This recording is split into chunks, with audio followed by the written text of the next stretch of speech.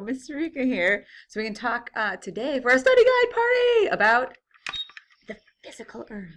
So I'll put good old Mother Earth back here, and let's talk about our questions on the study guide. Okay, so the first question is about a plate boundary. So this picture is a little small, but you can see here that the plates are coming together. So the arrows are going together, and this is a specific kind of coming together at a subduction zone, and that is a convergent plate boundary. Remember, there's divergent where they go apart, and transform, which is where they're going side to side. So this is a convergent boundary. So the next question is, so what's happening to all this crust?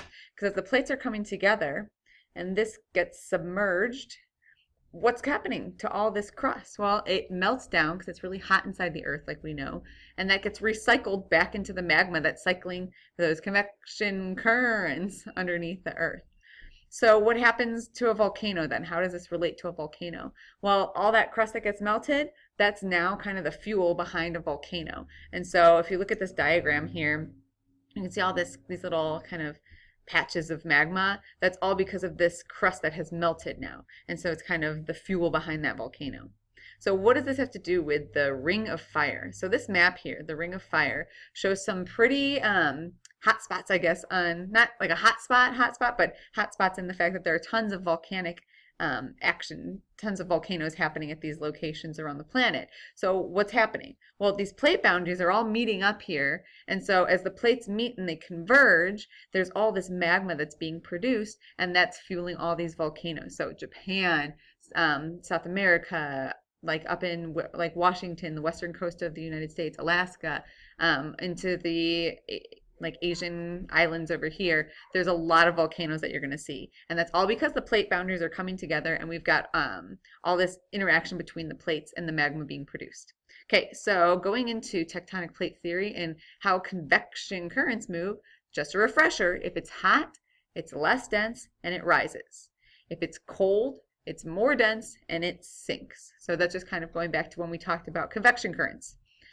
Okay, so now we're moving into ideas of the geologic record. So there's two ways that we can look at how to date things, and not like going to dinner and a movie, but figuring out how old something is. There's absolute dating and there's relative dating. So absolute dating is an absolute number. It's a final amount. Relative dating is a comparison. So what you have to do here is identify what's relative dating and what is absolute dating. So everything that's relative has a check mark, and everything that's circled is absolute. So the tree is younger than the rock. Is there a number? No, it's not absolute. It's relative. The boy is 14 years old. Is there a number? Yes, therefore it's absolute. The fossil is sitting at the top layer of rock and is younger than the fossil below it. There's a comparison there, so it's relative. Next, the cat is 2 years old. There's a number, it's absolute.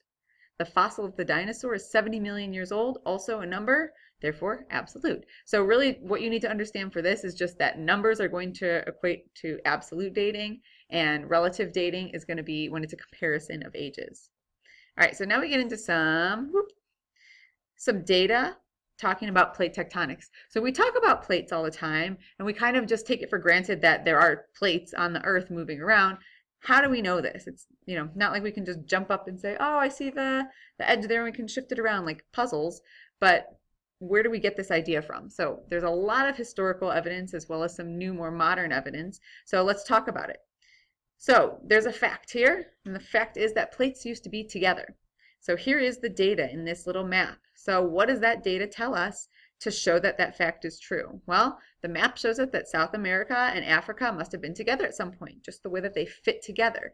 The land feature, the outline is just too close to just kind of be coincidental, so at some point they must have been together. The next evidence is that plates used to be, or the fact is that plates used to be together, and the evidence is this little map here. And you can see that there's a fossil here in the green area and a fossil here in the green area. And that dark area is where the fossils of the same species were found.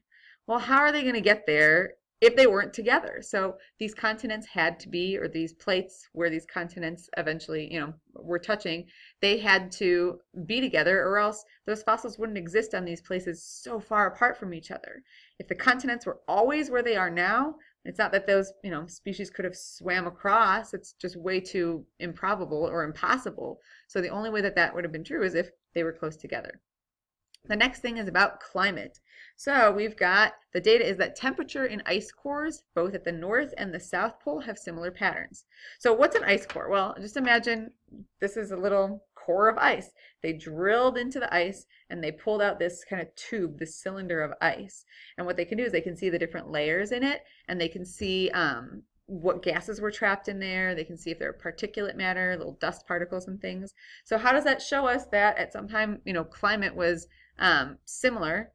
Well, it says that if we've got the North Pole and the South Pole, and they both have similar types of climate patterns, they must not have been that far apart, right?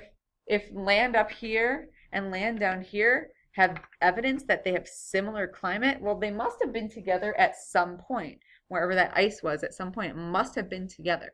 So that's other evidence for the fact that it was all together. All right, the next fact is that earthquakes occur a lot where plates are moving past each other. And on this map, you see all these little dots and circles, and each one shows an earthquake. So the evidence there, why does that show that there are earthquakes at these plate boundaries? Well, those are all where the plate boundaries are. And if you were to follow it, you can trace the lines based on just the earthquakes alone where the plate boundaries are. All right, moving back over here. Okay, the next fact is that plates are constantly moving. How do we know this? Well, we've got this graph here, this kind of map identifying with these lines where things are moving. And this is more of a modern piece of evidence that they can track with GPS data. And so when we see all these little lines, it's showing us how fast they're moving relative to each other. So therefore, those lines where they're tracking these different points, it's showing you how fast each section of Earth is moving. All right, last but not least, this one's a little tricky. Just kind of get the gist of it. It's that the plates are moving apart from each other. So we've talked about convergent boundaries, but if they're moving together at some point, then somewhere else on the Earth, they're moving apart from each other. So how does this data show that? So if you look, these are magnetic stripes across the Mid-Atlantic Ridge. So the Mid-Atlantic Ridge is this point on Earth underneath the ocean that's pulling apart. And as things get pulled apart, then we get more magma coming up and making kind of this mountain range. And as new stuff comes up, it keeps pushing out and pushing out and pushing out, and it goes further and further and further away. New stuff comes up in the middle. So what happens on Earth, though, is that we get this polarity switch. So even though we've got a North Pole and we have a South Pole with our magnets, eventually it flips. And the magnet that would say that this is north will now say that this is north, which is kind of weird. And it's not that the planet's flipping upside down, just the polarity. And that's trapped then inside of the rocks. So this evidence shows that there must have been some movement happening because there's different polarity if you see this dark stripe right here at 0, if you watch on either side, it's kind of mirrored. And it's not the best image, but the idea is that on either side, the polarities match up, and it's kind of like this pattern. And so what would happen is the only way for that to work is that if new stuff was coming out, it kept pushing out the old stuff, and it kind of keeps pushing out, pushing out. And so that indicates that the plates have been moving. All right, now we're going to look at a topographic map. I put circles around mountains, sort of. Let's see if I can adjust that one. Here we go. So the circles, as they get closer and closer and closer, it's showing a change in elevation. And that's how these topographic maps work. Each line is a certain elevation. And so if we get another circle, it's a different height, and a different height, and a different height, and they get skinnier at the top, just like a mountain does. So when there's little concentric circles, like a target, that's the idea. It could be a really deep hole, possibly too, but usually we're going to see these and see it as a mountain. So that's that. The next one is to put a star by a river. So that's right here, feeding into that body of water. And to put a square where it's steep. So those lines, like I said, are showing elevation. The closer they are, the closer the change is happening. So if I have a line here to here, maybe every 10 meters. So from here to here, that means it took that long to increase 10 meters. But if they're this close together, the lines, that means from here to here is the only distance it took to get 10 meters. It's a much steeper slope. So anytime those lines are really close together is where it's really steep.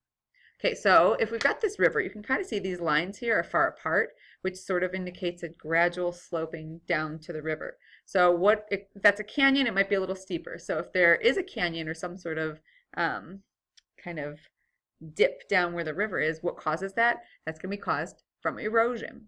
So erosion is when things get broken down. Now, by a river, and this happens a lot, is when sediment gets dropped down into the body the bottom of the river, or at the end of a river in a delta, and that's due to deposition. All right, and what makes those mountains form? Well, mountains aren't just from erosion or deposition. Mountains are big. That's caused by plate movement. All right, last but not least, this is talking about the law of superposition. Which layer of these is the oldest? It's C, and that's because the old stuff goes on the bottom and the new stuff is on the top. The next is the youngest layer, and that's B, just for the same reason I said before. Last but not least, is A older or younger than E? Well, E must have had to exist because A cuts right through it. And the analogy for that is think of like a layer of cake and a knife to cut the cake. You have to have the cake before you get the knife. Okay? So take some time to look over this, ask some questions, and good luck.